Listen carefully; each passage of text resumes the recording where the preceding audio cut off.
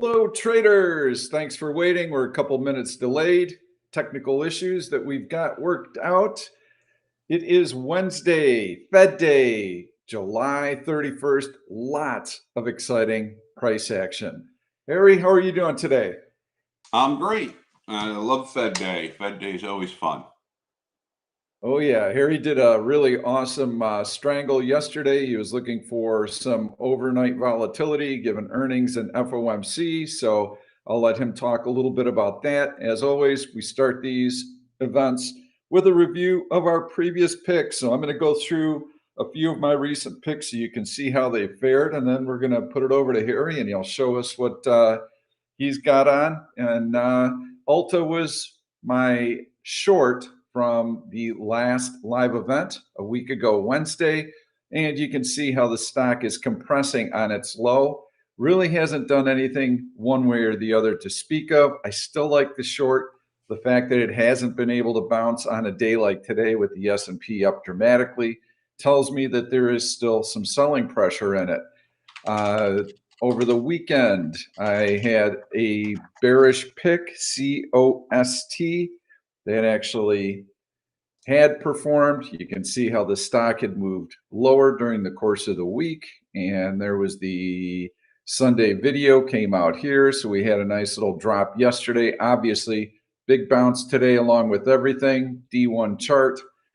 I still like Costco on the short side. You can see how, yes, it is bouncing a little bit, but not very much, and that downward trend line is still intact. So I'd be watching for it to continue to show some relative weakness. So I still like that short. I highlighted a couple of longs also during that last video. RTX was one of them. Really like RTX. You can see on the M15 chart. Video came out in here. You can see how the stock has continued to move higher. Yesterday was a great tell. Look at that stock power higher, even with the market selling off hard. I'll put that SPY overlay up so that you can see that. So stock is grinding higher. Market down big. Oh, great. I just lost my platform, but that's okay. So LMT was the other long that I had. I'll bring that chart up, but what we'll do is we will have Harry talk about his short pick from last week, which was awesome. Yeah, once again, I made you degenerate bastards some money if you followed my advice and shorted Qualcomm. When I suggested you short Qualcomm, it was, let's see, last Wednesday, it was right at roughly 186.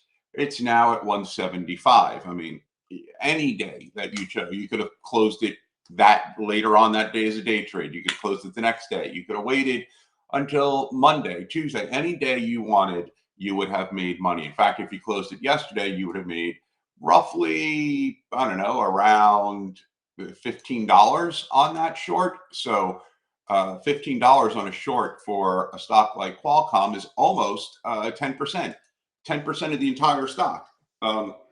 You really can't get a better pick than that. So Qualcomm was my pick. I don't yet have my pick for this week. I'm looking at a couple of names that I like, but with the Fed coming up and a lot of earnings coming up, the picks, we obviously we make our picks based on the technicals, and as you see on Pete's chart there, from Option Stalker with Qualcomm, you'll see when I took the pick, it broke down through the SMA 100, right? So you see this sort of SMA 100 break, and it broke down convincingly, and it was closing, starts closing towards the low of the day. That's a confirmation of that SMA break when you get not only some distance between the price and the support that it broke, but also you start seeing a close towards the low of the day. That gives you a very good indication of basically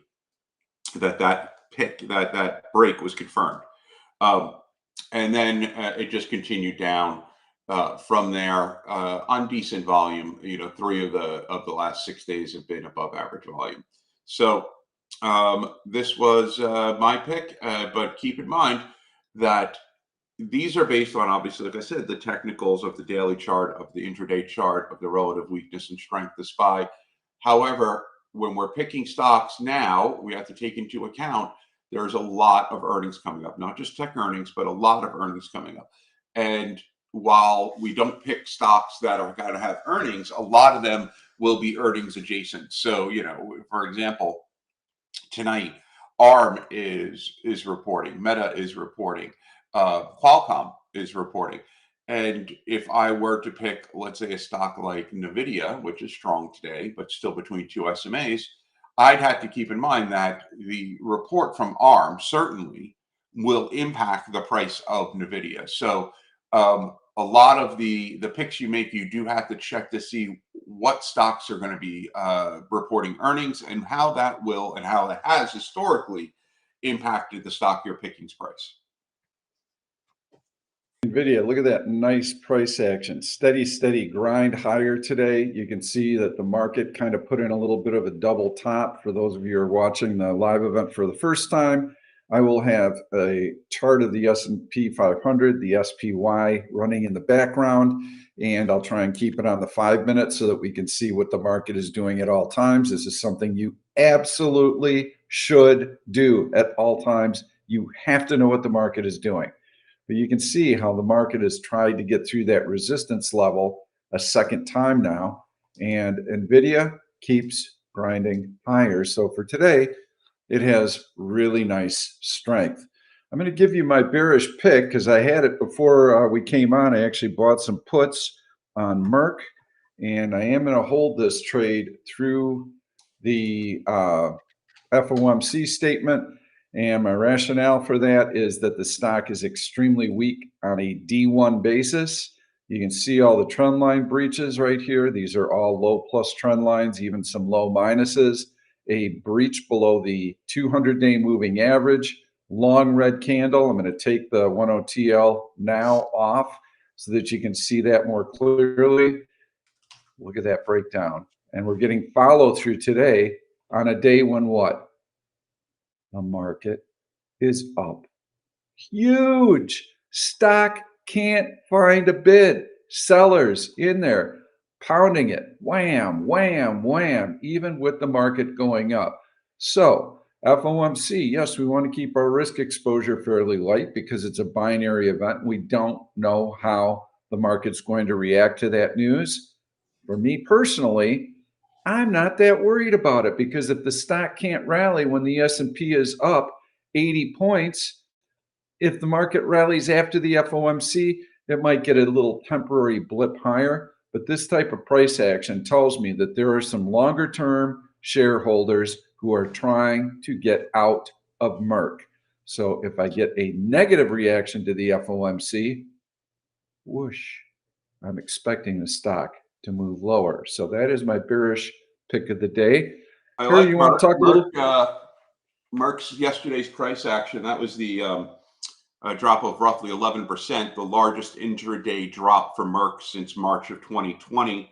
And that's stemming from they're cutting their full year profit forecast and their second quarter sales, particularly with their HPV vaccine. And they're highlighting that their weaker sales in China specifically is the reason for their cut in their forecast. So they also narrowed their guidance for annual revenue overall. So when you get that level of fundamental change to the company's bottom line, and particularly when it's dealing with the forecast moving forward, you get that huge drop. And as you see, as Pete's noting today, it's just continuing down, right? Filling the gap certainly from way back in January. So I think it's a pretty good pick right there. Broke all of its SMAs. Always good to check the news when you have a big drop like that. You want to find out if there is something material going on in the company. Obviously, a lowered guidance is going to weigh on that stock longer term. I am writing an article on how to day trade earnings. I did one on how to swing trade earnings, and I'm doing one on how to day trade earnings. I hope to have that out in the next day or two. But these large, big moves down where the underlying absolutely blows through major support levels, just obliterates that support. not poke, poke, poke, poke, obliterates it, those are the ones you want to go in and take a closer look at, because there's a good likelihood that that move that started earlier in the day is going to continue. Earnings are always a odd beast, as we all know. A lot of people say, "Oh, it had great earnings. Why did it drop?" There's one. A lot of people underestimate the importance of guidance, right? So guidance is hugely important when it comes to a reaction to earnings, where institutions don't buy for today's price. They buy for the price they believe it will be a year from now or 2 years from now. And so that's why guidance plays such a large role. Secondly, a lot is always baked into the stock. So even though it meets expectations, expectations really is the wrong word. When deep down, what they're looking for is to exceed expectations, particularly if the stock had a strong run up going into that earnings. They're kind of banking on good earnings, and then it just hits expectations, and then that run up has already been priced in, and then you get a drop. Microsoft yesterday is a whiplash example of earnings that really were fine. The earnings were actually better than fine. They were good, except you had an expectation of a 30% growth in the cloud computing, AI cloud computing, and it was 29%. So you had a 1% difference. Clearly, once their forecast came out, sanity started returning. But there you have sort of this overblown reaction. But there are, as I'm sure Pete will go into in his article, very clear signs once you see a stock has stopped the emotional roller coaster and settled into what you can start to switch back and rely back on technicals again. Bring up LMT very quickly, and that. Whoops, sorry, I'm trying to operate in the dark here. I didn't charge my keyboard, so it's not backlit and I can't see what the letters are on it. So when I'm trying to bring up a chart, I'm kind of hunting and pecking. LMT was the other long that I highlighted last Sunday, and you can see that beautiful breakout from that compression, and then the follow through, that really big follow through right there. So we didn't just peck, peck, peck at that horizontal resistance. We blew through it. And the stock has been strong relative to what the market's been doing. You can see market has been selling off recently. Longer term buyers of LMT, they don't care about the market right now. They are wanting to own this stock. A lot of people also don't know, and I've been singing this for a while and talking about LMT as if you are a long-term investor, it's a stock I would pick. LMT obviously is known for its military hardware and government contracts, and war is always good for LMT. But what a lot of people don't know is LMT is one of the primary producers in the world of quantum computing. And as we all know, as AI begins to advance and AI models begin to advance, quantum computing is going to eventually take a major role in that advancement.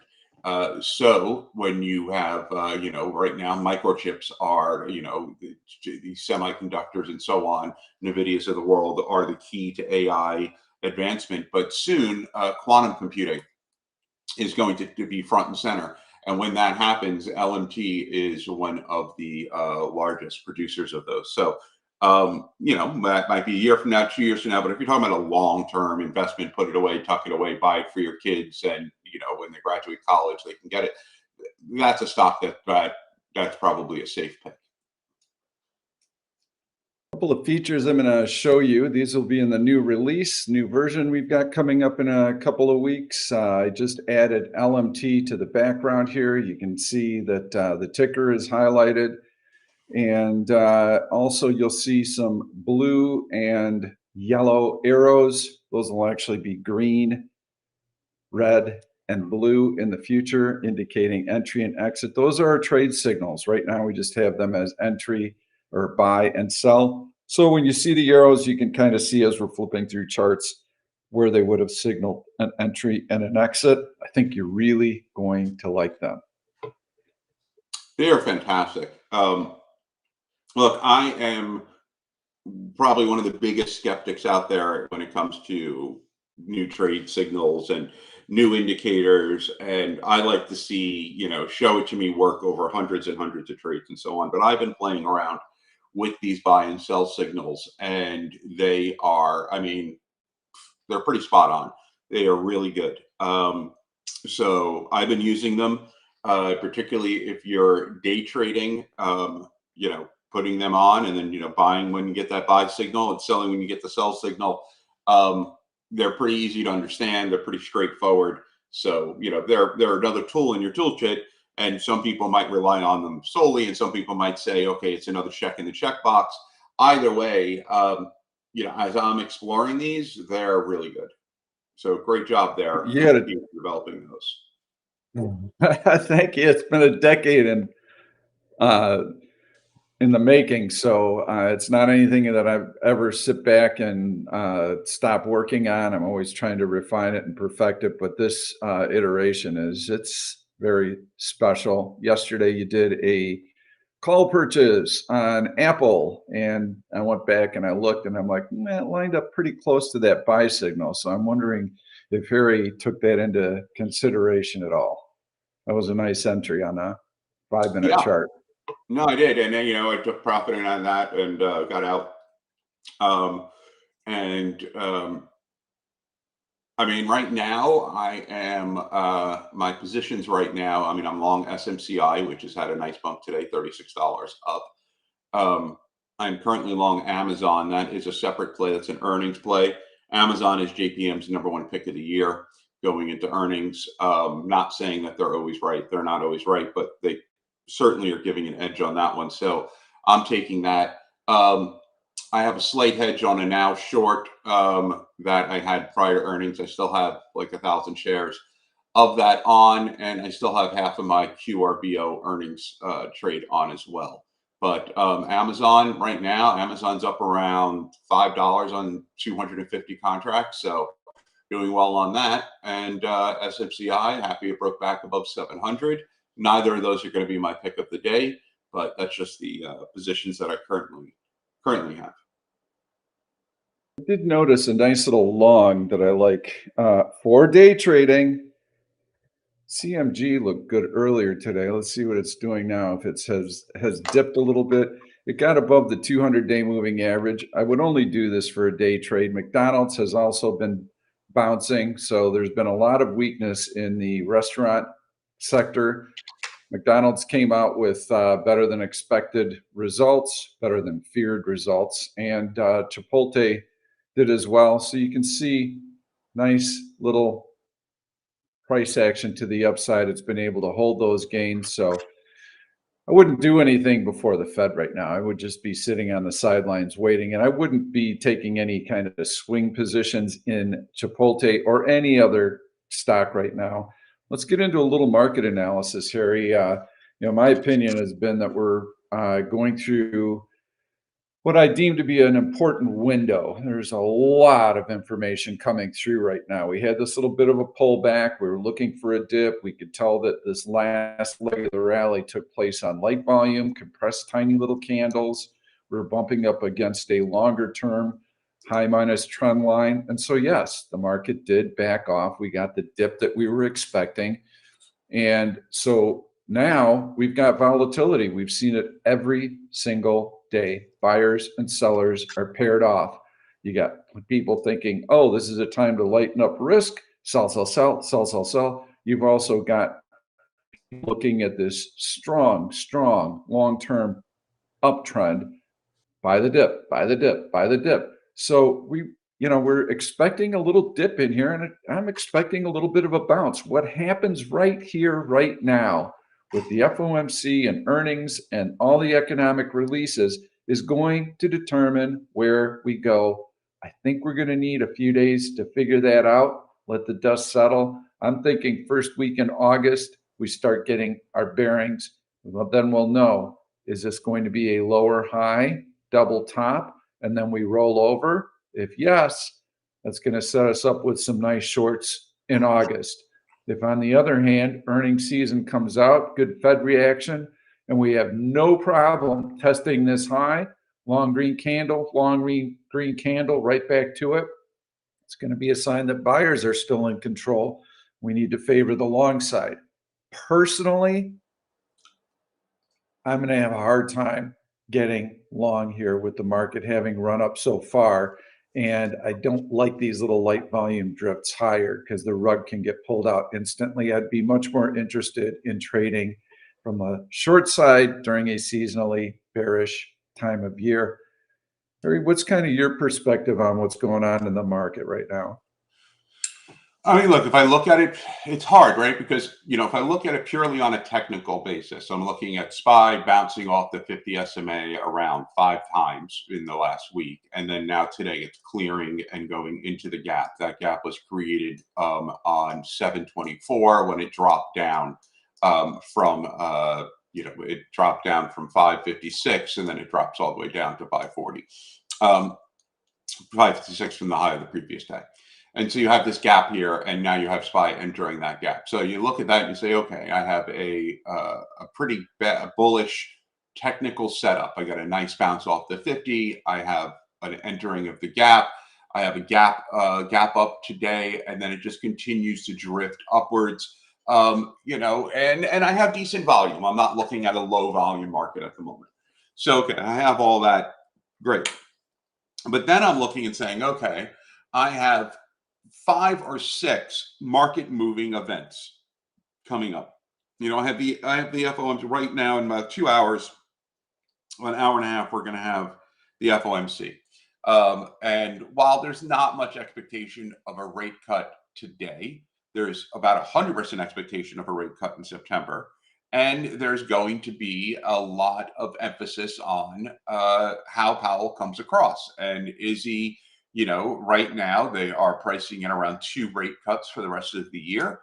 But is his language going to be, hey, we're more convinced now and we're not as, going data point to data point, or that we still need a lot more evidence, which tells the market, hey, one bad CPI print, one bad one good or jobs report, and they may back off that September cut.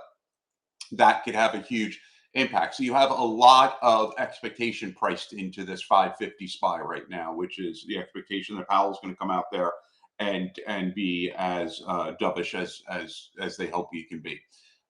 Then on top of that, even if you did not have the Fed, even if you did not have any of that, you are looking at one of the more active 2 days in a row, or 3 for count yesterday, of earnings.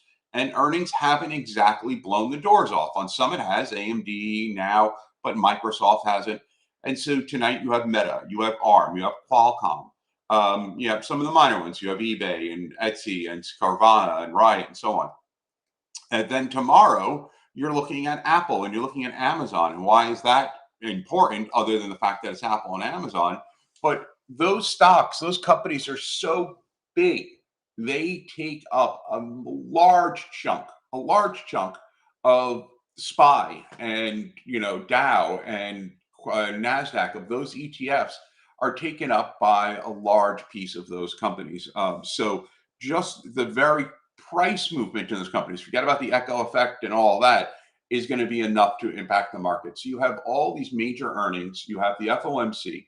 So if I was to remove myself, I'd say, okay, it's bullish. But with all of that taken into account, what I'm mainly looking at is the possibility of doing another, before the FOMC, another SPY strangle, this time expiring August 2nd, and maybe getting the 553 calls and then getting the 547 puts. You do that for like $5, and seeing where that goes, because that is what I love about strangles, which is what I did yesterday, is you got this huge market drop and I was able to close my puts for enough profit that it covered the entire strangle, which means whatever I then get on calls, that's my profit, right? And so this morning we get this gigantic gap up, and I was able to sell those calls for like $4. So I made around $4, $4.15 in profit on the entire strangle. 10 contracts, that's $4,000 in the challenge account. what I'm looking for here is you get one reaction from the CPI, you take profit there, maybe get a different reaction from the earnings, and then take profit on the other side. With strangles, you always want to set it up where if you can take one half of that strangle and cover your entire cost of the strangle so that the other half is pure profit, that's where you want to be. And so I think there's a chance of that happening with so many market moving events. So I'm kind of on, nothing says on the fence like a strangle. So that's where I am. Well, and that was a brilliant play because your underlying thesis for that is volatility. Buyers Yes. and sellers are paired off. And so you put that, actually you put that strangle on pretty close to where we had a sell signal in here, but Yep. you get this big drop right in here. And then you take it off, you've got a free trade. And the notion being that, hey, what goes up must go down in these markets. We get, the market all over the place. Every single day, we're getting these huge moves and then contra moves.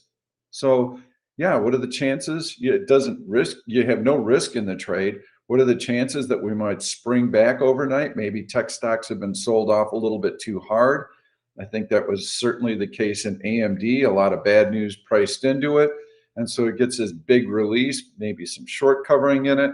But you got your move this morning and you took profits early. It's just gorgeous setup, beautiful execution of the trade too. So yeah, love to see how you do on this one. Yeah, I'm definitely looking at that one. So now I'm just trying to see. I like your pick, so I'm trying to get a good pick myself. Obviously a crowd short, but that one might be a little extended at the moment.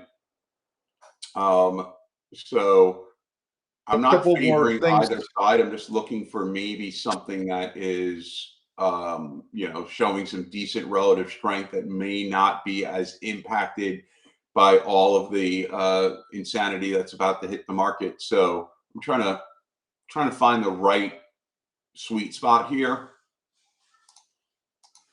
And And while you're looking, I will mention that VIX, you can see how VIX has started to move off of its low right here, and it's still staying up. Obviously, there's a lot of uncertainty. With all the news coming out, option premiums are going to be fairly elevated because the market could make big swings either way.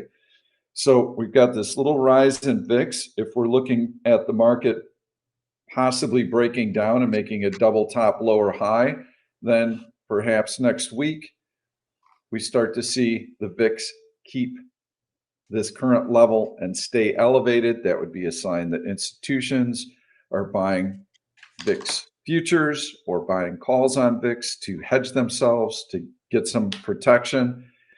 And so we've got a couple scenarios. It could be a normal dip like this, just like the one we saw back in here in April, or perhaps this starts to manifest into something more like we saw exactly this time of year last year, where you get the initial pullback, you get the bounce, and now if you're drawing longer term upward sloping trend lines, they come into play around here, they're breached in here, you get your double top lower high. The point to all of this is you're going to hear people say, I think the market has made a double top lower high, I'm buying puts, or I think the market is bearish, or you have other people saying, no, we're going to go make a new all-time high. They don't know. Nobody knows right now. Buyers and sellers are paired off. We have to wait for technical confirmation. So we're not in there guessing what the market's going to do. We're going to be trading based on what we see, and we're waiting for one of these two scenarios to play out, either that double top and a breakdown below an upward sloping trend line. Great, we can be bearish in August and September and expect follow-through selling like this. Or, hey, it was a normal little dip. Earning season is through. Economy is good. They want them. They want to buy them. Look, we're going to keep grinding higher and higher. So let's wait and see which scenario plays out. We'll know next week. its stock looks really good to me, which I hate because I hate this stock long. I hate the company, which is hypocritical of me considering I own two of the cars. But Tesla looks like a good long here. You got, you know, it's above the SMAs. I have it bouncing way above a nice trend line here from June 11th. It tries to hit that trend line 4 different times and cannot seem to get through that level of support. It is bouncing back up. It's already in the gap that was created on 724. 225.99 was the entry into that gap, and it blew past that. I mean, if I'm looking at it and I just say, all right, I'm not going to look at the name of the damn company, just looking at the pure chart here, Tesla looks like a good long. I thought you were going to give me Domino's Pizza or something, because you said you hate the company and you hate their product. Yeah, I did. Well, look, I have Teslas, so I like the product. I just hate the company and hate the CEO, but I do like the product. So, but like I said, if I erase the name, yeah, Tesla is probably a good long here. You see anything on that chart that I like it. I like it too. So a couple things that you can do here is I just set an alert GTC on the high from today. And I will also set another alert using the wick of this candle. And I could use the wick of that candle right there, or I could use this wick right here. And now you can see I'll be alerted if either of these two price levels have been breached. But yes, it pulled back after a nice run higher, got a little frothy in here. This tells you that there is some excitement in this stock. Look at these stacked green candles in here. Some of that was short covering. So now the stock has had a chance to pull back, digest the news that was out there. It's been able to hold these gains. So yeah, if it can start climbing back above these resistance levels, I like it. yeah, God, I hate going along that damn company. But all right, but that might be my pick. I might grin it and bear it, and just pick the Tesla long here. I'm desperately trying to find a better one though. We'll keep looking. We'll see what else we got that could be setting up. Here. Well, Humana on their earnings this morning got smacked pretty hard, falling below its 50 SMA, dropping 9%. That was that's a pretty big beat down for that company. And let's see here.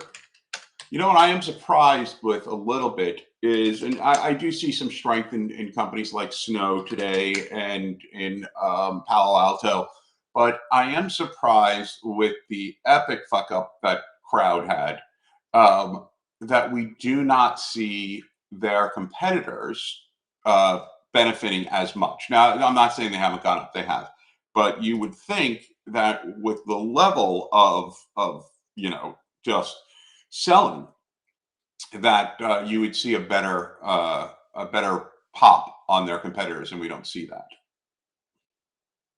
I think that Palo Alto had some issues of their own, and I think it had to do with their entire security model was being called into question. But yeah, they haven't done much of anything. But that Crowd, you'd mentioned it earlier, that was, gosh, man, that has been such a nice short. I know we were all over it in the chat room yesterday. I'll just talk a little bit about this move right here on an M5 basis. When you get a big drop like this and you get follow through selling, you can expect that there's going to be a bounce in here somewhere after a huge move like that. So shorting the low of the day, you have to be very, very careful. You take a small starter position.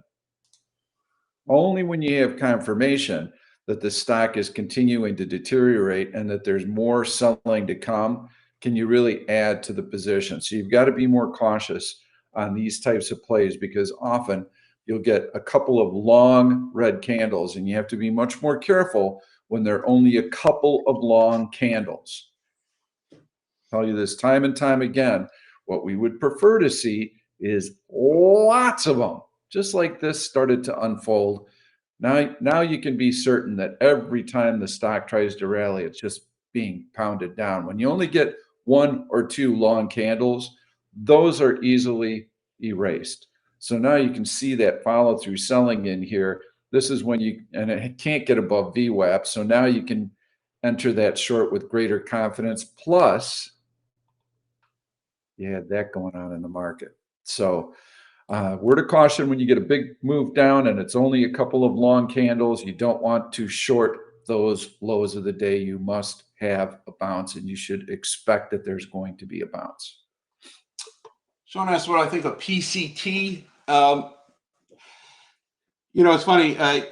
Stocks like these, you can suffer from what I call like the Hugo Reyes effect. Hugo Reyes, the guy who won the lottery on loss. You get one rich fuck who comes in and says, you know what, I'm gonna short 100,000 shares of these or buy 1,000 puts. Hell, I could short 100,000 shares of these. And you look at the volume on this stock, and it's a $7 stock, and you're looking at hardly any volume on the 5-minute candles.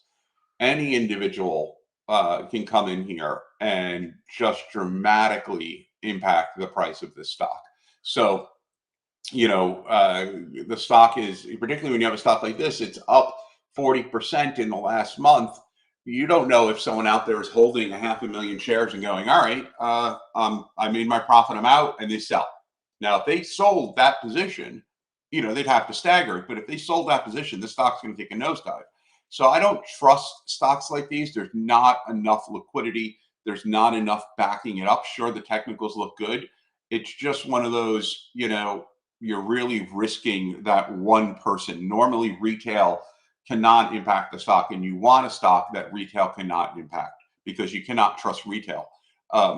You want stocks that only institutions can impact, so then you could see when institutions are in there. This is a stock that retail can impact. I would stay away from it. On the other hand, someone mentioned IBM, and IBM was mentioned in the chat room too. IBM, there's a lot to like about IBM. You just have to be careful because, one, you do have a, from April 26th, you can draw that upward sloping trend line, right? So you connect April 26th to the 29th, connect it again to the May 21st, May 22nd, May 23rd, July 25th, briefly goes through it back down. July 26th, you got tons of touches on this, and that is going to come in right around 195.07. So call it 195, right? Actually, even maybe 194.70. So you got $1 before it hits there. You also have it in a bit of compression here. So you have this compression that started on July 25th, and it's still compressing now. You need a break of that compression, and the way to break that compression is to see a break of that trend line. So you set an alert on that trend line, and you wait, and if it breaks the trend line and it confirms above it, now you have a decent long, and you go for it. If it doesn't, then you know that you would have been stuck in that stock. So that's how I would play it. It's not a bad idea, IBM. I see where you're going with it. Just be careful. You do have that trend line. You do have that compression. You want to see the break of it before you go in. It's not one of those that you're going to miss out on. If it breaks it, it's just going to keep going. It'll be fine.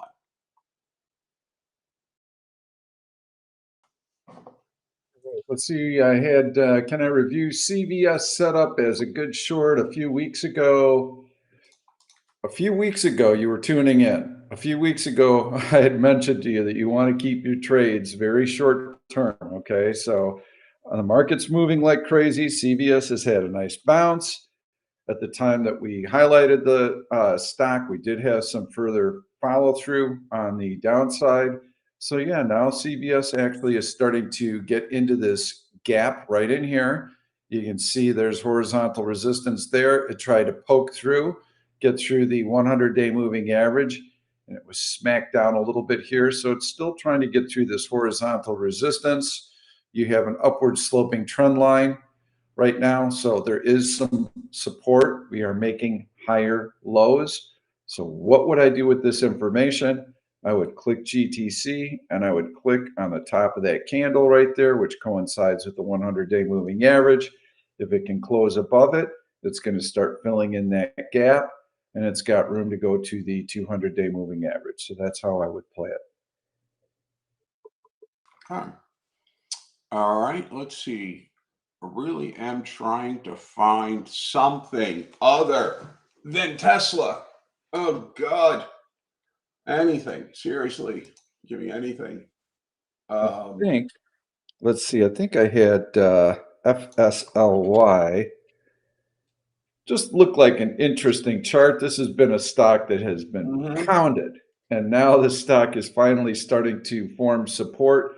It's not anything that I would trade right now, but when you run across stocks like this, you need to set alerts.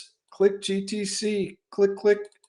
Look at that. See how easy that was? I'm on to the next chart. But I can tell you that if the stock comes up and gets through this horizontal resistance level, it's a good chance it's going to get to the 100-day moving average. I'm interested in it. So just take the time to set these alerts. Let's see if we can do maybe a custom search. I'm going to be looking for a stock for you too. SAVA, I mean, this is a wild stock. This thing moves, and you can see it in here. It's had a very strong day today, and it announces earnings tomorrow. So earnings,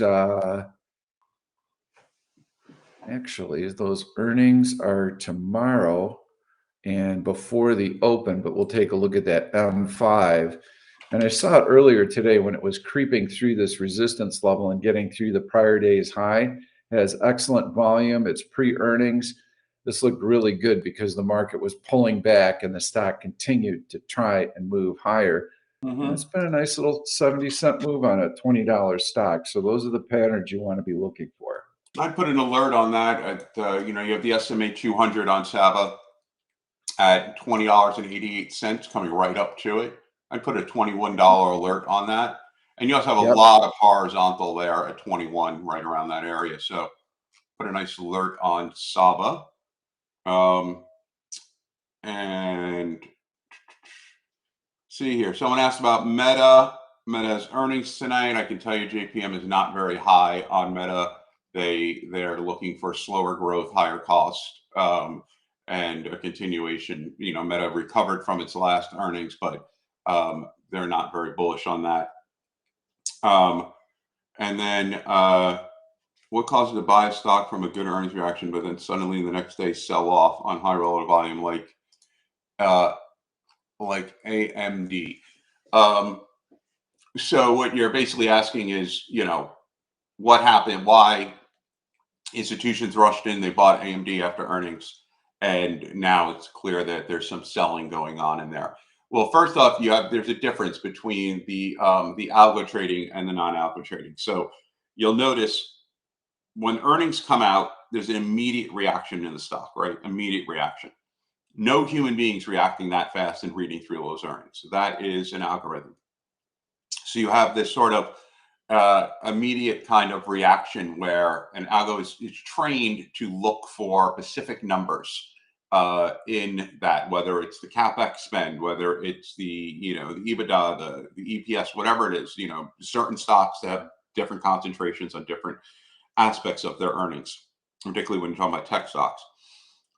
After that algo reaction, and you have a chance for analysts to digest it, particularly overnight, what you start getting is their models will reassess the new price points on the stock, reassess and go through the transcript of the phone call. So then you sort of get this sort of non-algo digestion of the earnings. And what we're getting here is, and technicals come into that as well, particularly if institutions think that there's a little bit of jump the gun, and you see on AMD you have this SMA of 200, and what investors and institutions are seeing is that buying went right up to that SMA but did not go through it. And that tells them that, all right, we're not breaking through this level of resistance. I can probably get this stock cheaper. So I'm going to take profit right now that I got from the earnings reaction, wait for the stock to drop to a cheaper price, and then probably buy it up again. The question is that what price will they buy it? How far will they let it drop? My guess is that a stock like this with earnings like that, you're going to get another attempt at that SMA pretty soon. When? I mean, it could be today, it could be in a week, but you will get it. And then when that happens, if it breaks through, then you'll see the real kind of reaction to it. And all right, here you. Yeah, sorry, Pete. I've run a search here. I might have a couple picks for you, but I want to show everybody how I found it. So trying to find a decent stock here. We're looking for a good long. So we want to have real relative strength versus the market. On a swing basis, I selected H1 and D1. I'm using our new 10P signal, bullish, H1, D1. Okay. I want good option liquidity, so I have a rating of -2 to 15. And prior earnings I have marked. So here's my thinking. The prior earnings were a day ago to 30 days ago. We've had a lot of companies announce earnings, okay? I don't want to be mulling around with all the earnings announcements coming out over the course of the next 2 or 3 weeks. So a lot of searches are going to be littered with companies where I can take a position, but then I've got to be mindful and exiting and adjusting. And I don't want to deal with that. I'm looking for something I can sink my teeth into because we want to give you a trade that might last for the course of the next week. So these are the stocks that came up in that list. I'm going to knock through a couple of them, but I found one, HWM. Why don't you take a look at that one? And that's actually one that Will showed me earlier today. He goes, "What do you think of this one?" I'm like, I love it. May not have liquid options, but I don't care. Just buy the damn shares. You can see. I'm looking at that. I like that. Nice. From a low on July 25th, a nice steady incline, and today another gap up, and it's breaking through its 50 and 100 SMAs. So you have decent liquidity here. You have a nice stretch back up to 11, which was its high back on 716. Cheap stock. Yeah, this is a pretty good one here to just buy some shares, probably grab another, grab $1 off of it. So you might have the wrong symbol.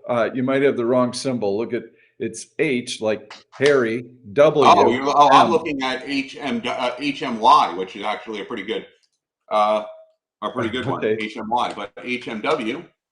No, it's HWM. HWM. Looking at it now, $96.31. You got it. That's the one. That's the one. Look at that M5. Clearly, I think it must have had. Did it have earnings? Must have. Yeah, right? It had earnings. Yeah, earnings yesterday. Yeah. Before the open. Let me take a look here. All right. Take a look here. Overweight, price target. A lot of price target raises on that. Price target raise. Okay. Pretty good earnings overall. You're looking at it. I'm going to click through these symbols so you'll see the chart changing. These are some of the other stocks that came up. I'm just going to go on the daily chart while Harry's doing his analysis.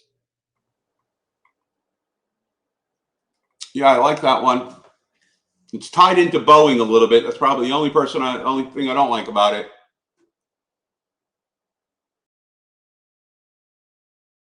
ABBV is in that list. That's breaking out to a new high. I know you're not a huge fan of that one. Yeah, it's on my no trade list.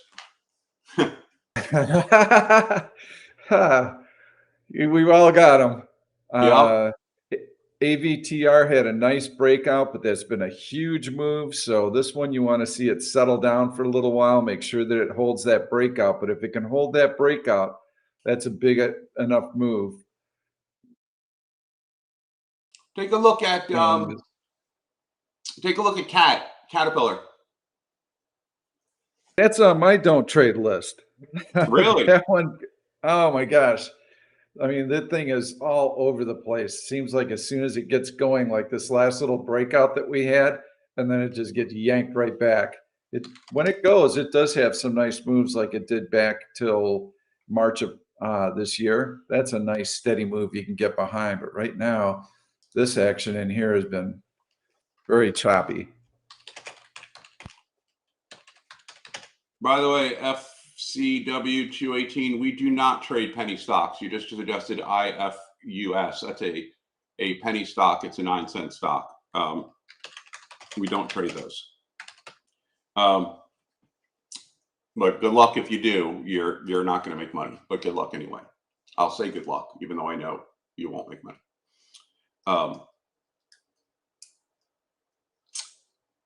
While you're looking at those, why do you not trade futures, only equity? I do trade futures. So does Pete. I don't announce future trades because when I used to do that, I think I had a streak once where I had 120 points in a row or something. And but everyone tends to follow them, and I don't want you all to trade futures. That's why I don't want you trading futures. You will lose your money unless you have already become a profitable trader. You're consistently profitable. You know how to trade equities. You know how to do relative strength, relative weakness, month after month. You're collecting profit and all that. And then you want to try trading futures, go right ahead. But unless you are at that point, no. Do not try to throw an off-speed pitch when you're still in junior high. Just stick with a fastball. So I'm not going to encourage you all to trade futures because you're losing money trading futures, and I am not going to be a part of that massacre, which will occur. Trust me, it will occur. You can claim all you want otherwise. You are going to get your ass handed to you if you try trading futures. So I stay away from them in terms of publicly. But yeah, I trade them. I'm just not going to post the trades on futures. And you have to be very, very patient. And there are most of the time you don't even want to do a futures trade. And yes, there are probably 2 setups a day that I feel that I could take with a high degree of confidence. There's some days where you get a trend day like yesterday. All right, I can really sink my teeth into that, take a position and let it run and perhaps even add to it. But most days this week, if you're trying to make sense out of the price action that we saw back in here and you're trading futures, you're going to get your ass handed to you. I mean, this is just complete nonsense. And you get caught on the wrong side of one of those trades, it's mentally very, very difficult to right that ship because you're thinking about, oh my God, I just lost 2 weeks worth of profitability on that one move. And even though I feel like the next trade's going to be a good one, I can't take it. I can't stomach this type of volatility and this type of move. So it's for seasoned traders and pros. And there's a huge edge to trading stock. That's what we teach.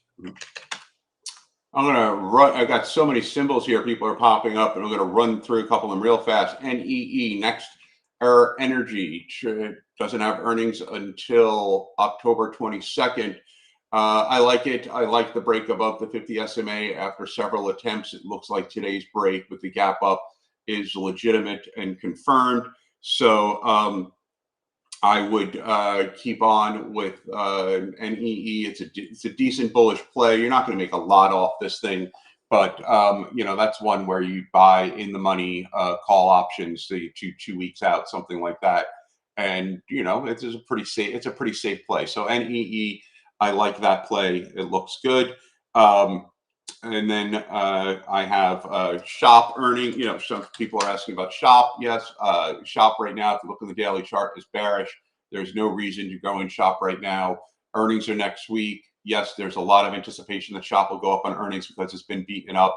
But again, you should not be playing earnings, just like you should not be playing futures unless you're going to gamble. In which case, just go to Vegas. You'll have a much better time. But Spotify, obviously Spotify already had earnings. Spotify is very bullish, but it is in compression, has been in compression since the gap up on July 21st.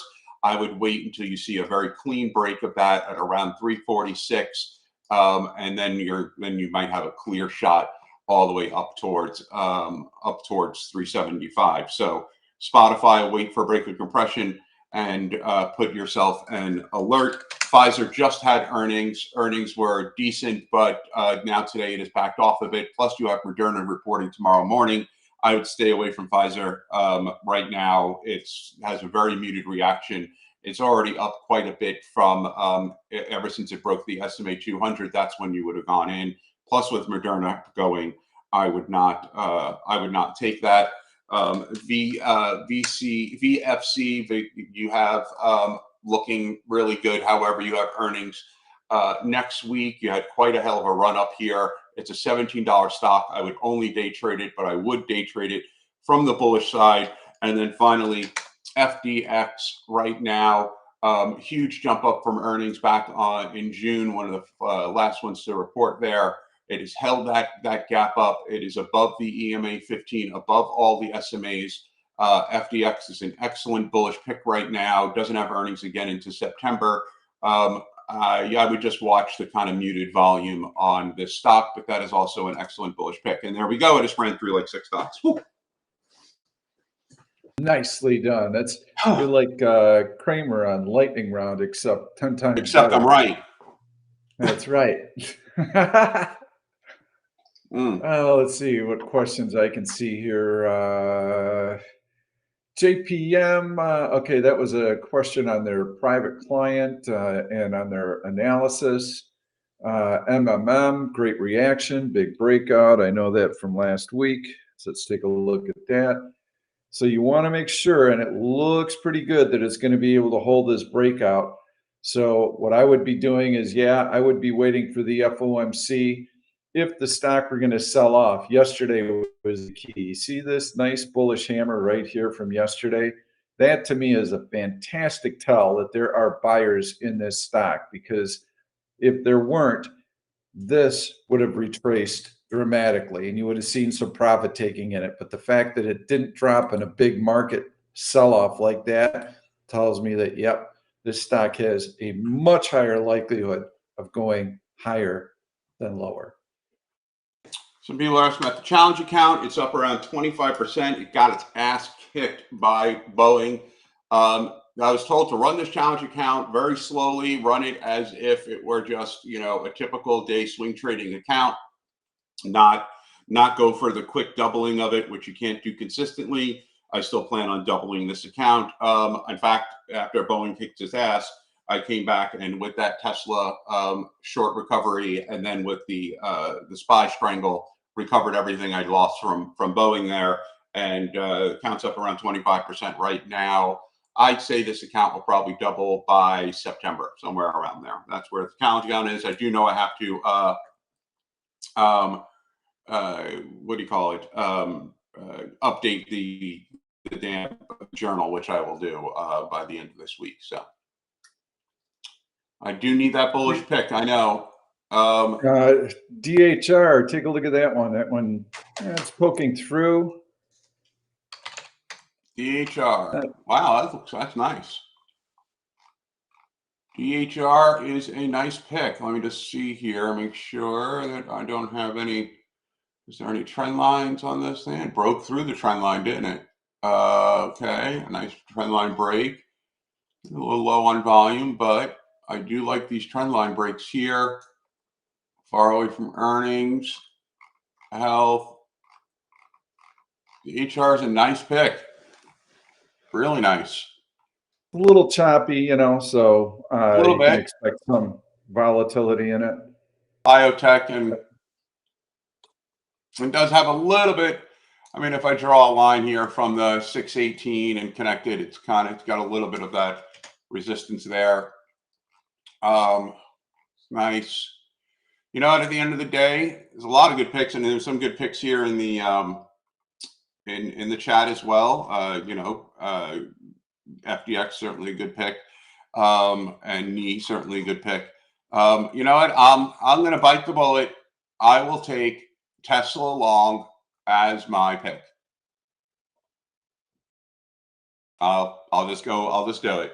I'll try it. I'll ignore my bias against the company and just go with what I see on the chart, which is what we're told, which we tell everyone to do. So practicing what we preach here. And if I were to play Tesla long, I would probably look to play the call debit spread here, the 230 calls, the 235, maybe actually 230, 250 calls, buy those, and then sell the 237.50 calls. You do that for around $1.95. You do around 10 of those, and if it finishes over 237.5, obviously you're looking at around $3,000, and if you miss it, you're risking 1,900. So I'll take that here. I'm going to confirm this. put it in at 197 and see, and I got it. Okay, so I just did a call debit spread on Tesla, long Tesla. Ooh, I just hate saying that. Call debit spread 232.5, 237.50 for $1.97. I did 10 contracts in the challenge account, and that is my pick of the week. All right, and in the chat room today, I posted an entry on Merck buying the August 16 115 puts for $2.20. They're currently $3 by 310, so that trade is working out nicely. Since the start of this presentation, I came out with it very early. You can see the stock has continued to drift lower. So that is my pick of the day, and I'll put that long in there. I like Will's pick. This thing is a beautiful, steady grinder. HWM, as in Mary, is the symbol. I like that. I think it's going to continue to push higher. Yes, we typically want to wait after earnings to see if these gains hold, but the price action that I'm seeing right now gives you a pretty good feeling that over the course of the next day or two, this stock is going to continue to move higher. Option liquidity not great. Trade the stock. Before we close here, just a couple of quick questions here.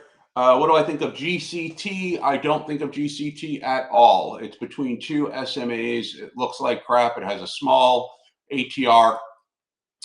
This is not a stock that you want to be going long or short right now. ERJ, again, you got something with these low volume stocks. It looks fine on a bullish level here, but it has earnings next week. It is a choppy stock. Look at what it's done recently. It just bounced off the 50 SMA. With this type of volume and earnings next week, if you get trapped in it, you don't really have much flexibility. ONON.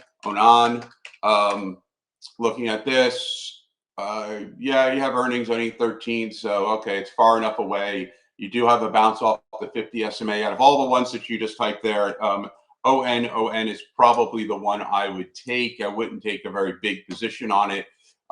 It just at 39.89 and entered the gap, and it does look fine. You'll probably make around 50-60 cents on a trade of that. And then someone asks, thanks for all you do. If you're interested in futures or any recommendation, yes, this is really big. It's a good book. It's a really big book. It's kind of thick. And what you need to do is open that book, put your face in it, and smack both sides and hit yourself. That's the book I recommend on futures. You'll save yourself a lot of time and pain by doing that instead of actually playing futures. You're so subtle. I'm trying to be. You know, I try to soften my tone a little bit. I don't know. I don't know if it's working. All right. Well, I think we've gotten through all the questions. Harry and I need to have some lunch before the big news. So I think we're going to wrap up now. Look for an initial reaction, but then the press conference is going to produce another reaction. And here's kind of the deal with this FOMC. It's a little different because they go into recess. Okay, so this is the last time you're going to hear from them. I think Powell will probably be out in Jackson Hole in a few weeks, but the market tends to get a little bit nervous when they don't hear from the Fed a lot. So wait for the initial reaction, wait for the press conference. The D1 chart is what we're really paying attention to over the course of the next few days, probably the next week. Do we get the double top lower high, or do we easily run back up to the all-time high with nice, strong candles? We got to see strong candles. Then we got a chance to continue to move higher. Personally, I'm favoring the short side, but I won't be trading it until this upward sloping trend line is breached to the downside. So that's all I've got. Any closing comments? No, you covered it well. Good luck, everyone. Just don't wait for the we always say, wait for the reaction on the FOMC. Usually, a lot of times, that first reaction is not the ultimate reaction. So be very careful trading it. Wait till you settle in. Wait till you start seeing a very clear trend from the market before you jump in. Okay. And Also, the KB, jobs report. Pepsi, yeah, Pepsi looks fine, KB. You know, it's not a bad long. Just be careful there. You do have resistance at 174.50, and that is coming from a 624 trend line connecting over to 718. So wait, I would set 174.50. I'd set an alert. If it breaks that and confirms above it, then you're fine to go with Pepsi. All right, everyone. Thanks. Appreciate it. See you next Trade time. well. I'll do a video Sunday, and we'll look for you a week from today. See you then. Thanks, Harry. Bye.